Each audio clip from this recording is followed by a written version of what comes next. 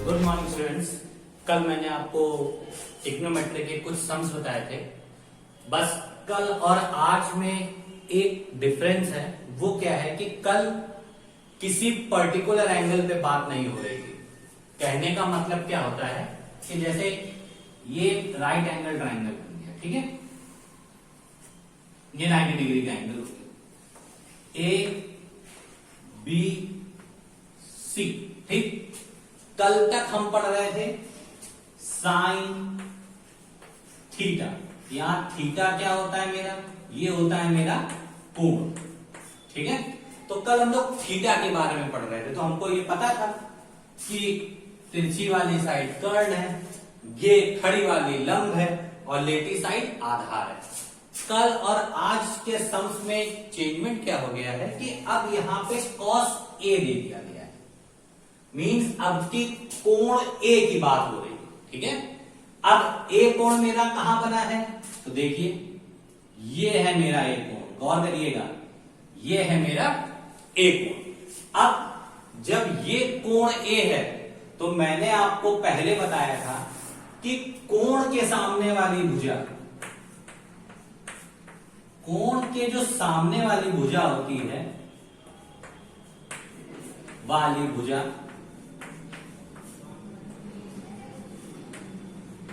वो होती है लंब, मीन्स परपेंडिकुलर, ठीक है। इससे कोई मतलब नहीं होता कि वो भुजा खड़ी है या लेटी। कोण के सामने वाली भुजा हो गई लंब, पहली चीज। दूसरी चीज, समकोण के सामने वाली भुजा, हमारी हो गई कर्ण। भुजा मेरी होती है कर्ण। तो ये तो कोण है, इसके सामने ये भुजा है, तो ये हमारी बन गई अपने आप क्या, लंब। ये समकोण है, 90 डिग्री है, इसके सामने वाली भुजा क्या बन गई हमारी, कर्ण। तो जो तीसरी भुजा है AB, वो हमारी अपने आप क्या बन गई, आधार, ठीक है स्टूडेंट। तो ये चीज आपको समझ में आई, ये सबसे इंपॉर्टेंट चीज है, इसलिए इसको जरूर ध्यान से समझना है कि 90 डिग्री के सामने बन गई मेरी कर्ण, कोण के सामने वाली मेरी बन गई लंब, जो कि भुजा लेटी है, फिर भी ये हमारी क्या है, कोण A के सामने है और इसी कोण की बात कर रहा है, इसीलिए ये बन गई लंब। और जो भुजा खड़ी है वो हो गई हमारी आधार, ठीक है। तो मैं एक बार फिर से फिगर ड्रॉ कर दे रहा हूं आपको, जिससे सम इजीली आपको समझ में आ जाए। ये देखिए, मैंने वापस से फिगर ड्रॉ किया, A B C लिखा, ये बात, इस एंगल की बात हो रही है, ठीक है। तो ये लंब, ये कर्ण, क्योंकि ये 90 डिग्री के सामने, और ये मेरी आधार, ठीक। अब इसका सॉल्यूशन देख लीजिए, बिल्कुल जैसे कल बताया था वैसे इसमें भी है। cos A बराबर क्या दिया है हमारा, 3/5। बस cos A बराबर क्या होता है, कल मैंने आपको फॉर्मूला बताया था, किससे देखते हैं, लाल बटे कक्का। इस पे होता है साइन, इस पे होता है हमारा क्या, cos, और इस पे होता है हमारा tan। तो देखिए, जब cos की बात हो रही है, इसका मतलब आधार बटे कर्ण, यानी ये मेरा आधार और ये मेरा क्या हो गया, कर्ण। अब देखिए, इसको लिखना बहुत जरूरी है ध्यान से। अब आप ये जानते हैं, कोण के सामने ये तो कर्ण हो गई मेरी, न ये समकोण के सामने है, 90 डिग्री के सामने तो मेरी कर्ण हो गई, कोण के सामने ये वाली भुजा क्या है, लंब। तो फिर ये खड़ी भुजा मेरी क्या बन गई, ये हो गई मेरी आधार। गौर करिएगा, कोण के सामने वाली भुजा हमेशा लंब होती है, तो ये भुजा आपकी लंब है। गलती से भी यहां मत लिख लीजिएगा 3, नहीं, गलत हो जाएगा। ये है मेरी कर्ण, तो ये मेरी क्या है, आधार, और इसकी लेंथ कितनी दे रखी है, लेंथ दे रखी है 3, ठीक। और कर्ण कितनी लेंथ दे रखी है, कर्ण की लेंथ हमारी दे रखी है 5। तो इसमें क्या अप्लाई करते हैं आधार निकालने के लिए, क्योंकि मेरी पहली शर्त ये होती है कि तीनों कोण, आप तीनों भुजाएं आपको पता होनी चाहिए। तो इसमें फॉर्मूला क्या अप्लाई करेंगे, पाइथागोरस थ्योरम। पाइथागोरस प्रमेय। पाइथागोरस प्रमेय क्या लगेगी हमारी, कि कर्ण का वर्ग बराबर लंब का वर्ग प्लस आधार का वर्ग।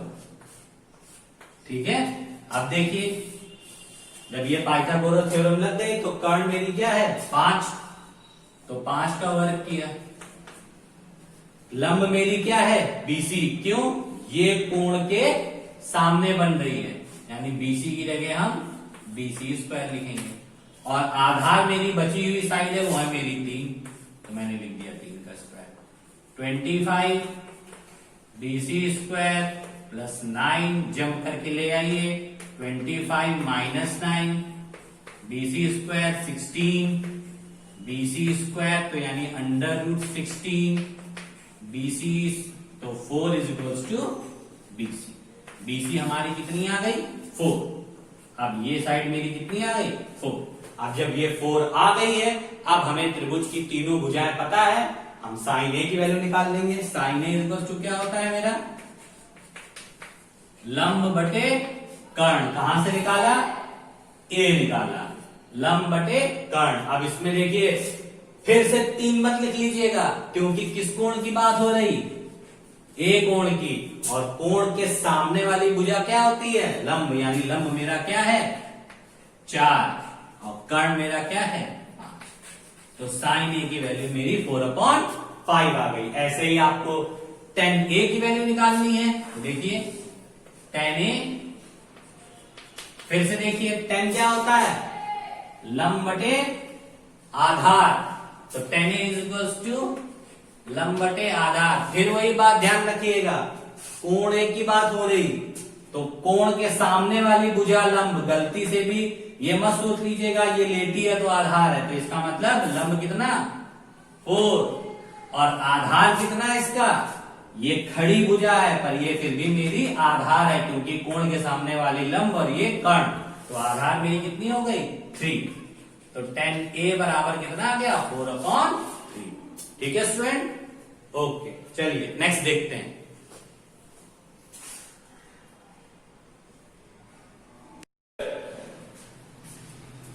देखिए स्टूडेंट मेरा नेक्स्ट सम है 5 tan a बराबर 4, तो 5 sin a minus 3 cos a upon 5 sin a plus 2 cos a का मान ज्ञात करिए। सबसे पहले देखिए दिया है मेरा 5 tan a is equals to 4। इस 5 को उतार के नीचे ले आइए, क्योंकि मल्टीप्लाई में है, इक्वल टू जंप करेगा तो डिवाइड में चला आएगा। ठीक है, अब देखिए एक ट्राइंगल बनाया ए बी सी। ठीक है, अब देखिए हम इस पे फिर से वही बात, किसकी बात हो रही है, एंगल ए की। तो एंगल ए के ठीक सामने वाली साइड ये मेरी क्या हो गई लंब, और ये 90 डिग्री है, इसके ठीक सामने वाली ये कर्ण, और जो बची भुजा ये आधार। अब tan a बराबर क्या होता है, एक ही फॉर्मूला लाल बटे तख्ता से, tan a बराबर लंब बटे आधार, मीन्स लंब अपॉन आधार, लंब 4 आधार क्या 5, तो लंब ये हमने लिख दिया इसकी जगह 4, आधार आधार की जगह ये मैंने लिख दिया 5। अब ये लंब इसलिए बन गया कोण के सामने मिला, ये कर्ण इसलिए बन गया क्योंकि समकोण के सामने है, तो ये भुजा जो हमारी बची है BC ये मेरी आधार हो गई, दे रखी है 5। तो सबसे पहले हम इसमें क्या अप्लाई करते हैं, पाइथागोरस थ्योरम। क्या लिखें,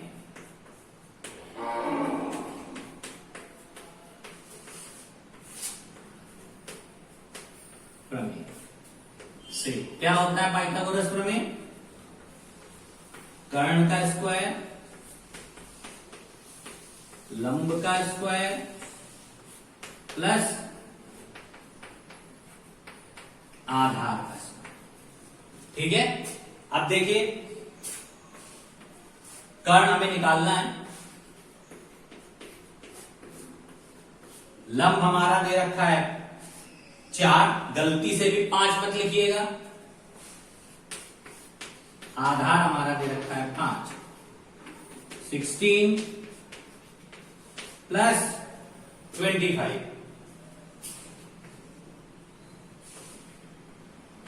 11, 4 कितना आ गया?